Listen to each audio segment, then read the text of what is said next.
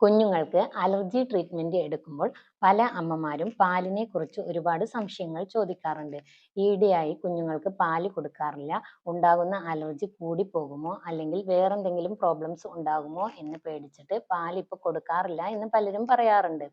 ശരിക്കും പാല് എന്ന് പറയുന്നത് കുഞ്ഞുങ്ങളുടെ വളർച്ചയ്ക്ക് ആവശ്യമായ പ്രധാനപ്പെട്ട ഒരു പോഷകമാണ്. കൂടാതെ കാൽഷ്യത്തിന്റെ പ്രധാന ഉറവിടവും പാലാണ്. അതുകൊണ്ട് തന്നെ പാല് പൂർണ്ണമായും ഉപേക്ഷിക്കേണ്ടതില്ല.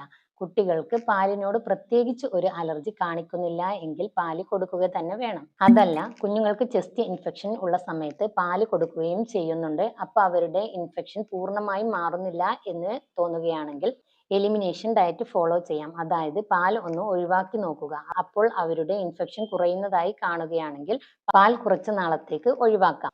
അതോടൊപ്പം തന്നെ വൈറ്റമിൻ ഡി, കാൽഷ്യം മുതലായവ മറ്റു ഭക്ഷണങ്ങളിൽ നിന്നും കുഞ്ഞുങ്ങൾക്ക് കിട്ടുന്നുണ്ടെന്ന് ഉറപ്പുവരുത്തുകയും വേണം.